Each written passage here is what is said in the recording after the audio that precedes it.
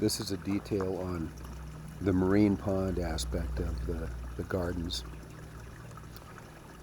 As I've stated before, the purpose of the marine pond was to produce tide pool food, forage.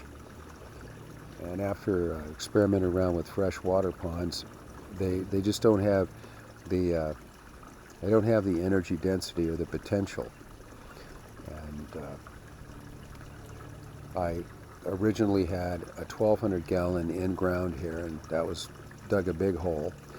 And after it had several spectacular failures and attacks by raccoons and stuff, it went from 1,200 to 1,000 to 800, and when it finally caved in and got another leak, went down to 600, I decided that in-ground plastic pond liners just weren't working for me. It wasn't. You were locked to earth temperatures. It's impossible to find a leak through an inch of bottom and stuff, and it only takes a few drops on a constant basis to empty this water out, and then you have to mix new seawater, and that's an expensive proposition. So it's now all based on solid pond forms. This is a 32-gallon waste bin. That's a 30-gallon waterfall pond. That's a 35-gallon pond over there. They're highly stable. They can be moved around. You drain the water out of them, and you can completely rearrange it. I haven't had any incompatibility problems, obviously no corrosion, and I haven't developed any leaks. The other thing is I'm able to drill holes in these things and put in regular hydroponic fittings or aquarium fittings, and that's been really good. So as a quick presentation, we have over here one of the tide barrels. It can be put in and out by controlling the flow out of the master filter and plankton generator over here. That's blue barrel. That's a swimming pool heater on top that's been repurposed to either cool the system down by running it at night. Hopefully, I think the summer's going to be the big test, but it can also warm it up during the day. Even in foggy weather and stuff, I can still at least bring it up to ambient air temperature. This is the principal tide right here, because by opening a valve on this waterfall barrel, as soon as the pump stops, it empties out down to the level of the tap on the side. If you turn the tap off, the water stays in the barrel, and that's what I've been running here. Now over here is where I have found the most activity with mussels and the most the breeding going on.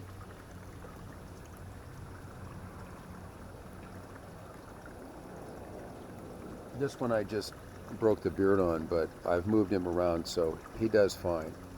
That's a healthy mussel. He came in here right about that big.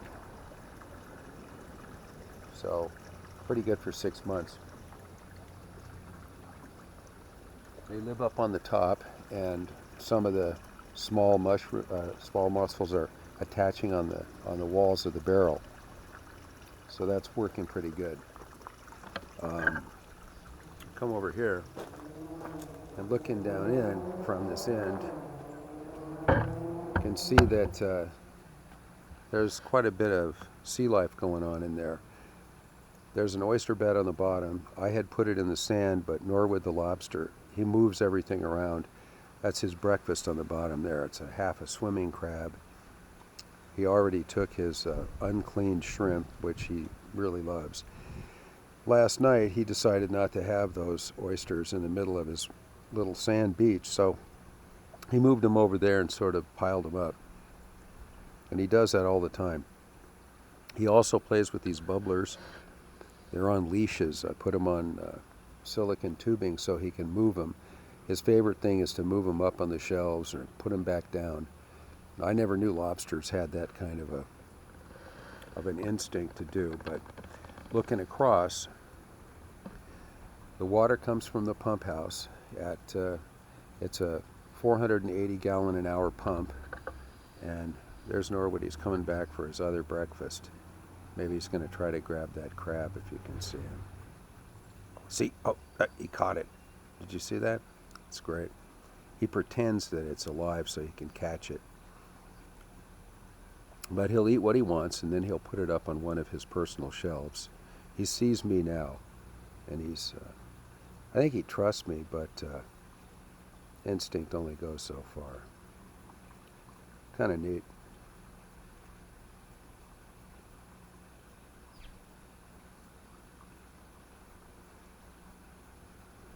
I think he was still holding on to the shrimp or something, but that's what he's eating, and he's eating his favorite part. He likes unclean shrimp, and he really loves the heads.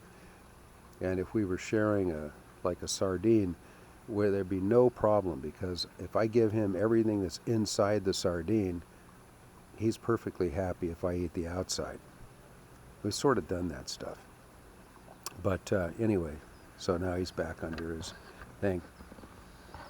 Comes out of the pump house, 480 gallon an hour rating, about 45 watts. And again, easily supported by a solar system, and even at 500 gallons an hour, you still only have 12,000 gallons in 24 hours. And that means that this pump could deliver that water into a 12,000 gallon reservoir as little as 6 feet uphill, a pond, and then it simply runs down and maintains all this flow during the night without any batteries.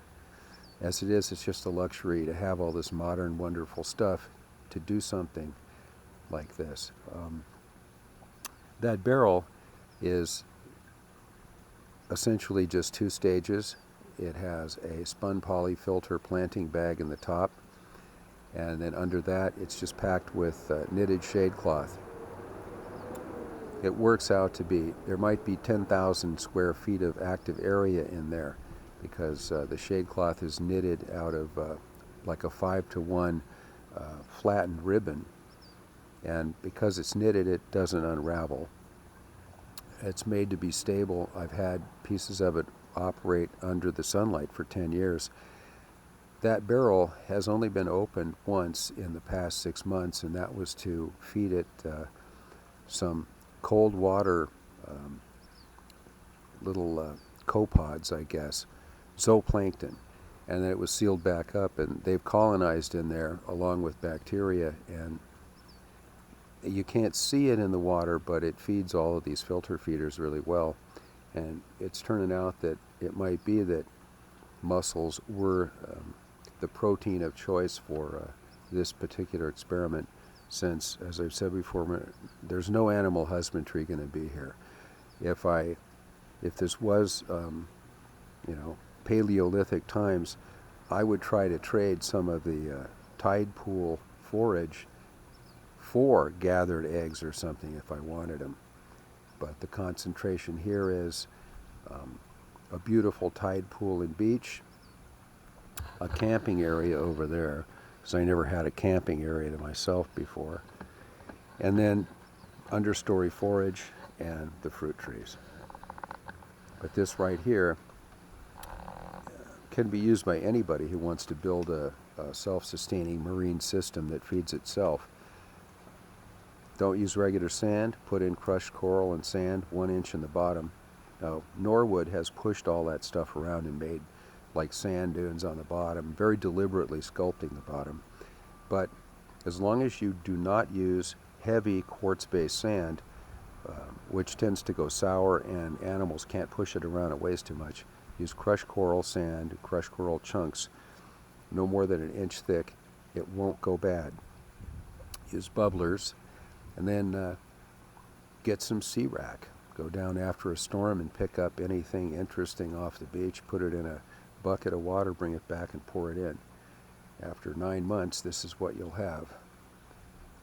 It's so full of plankton that looks like everything's really happy. So anyway, that's the focus. Thanks.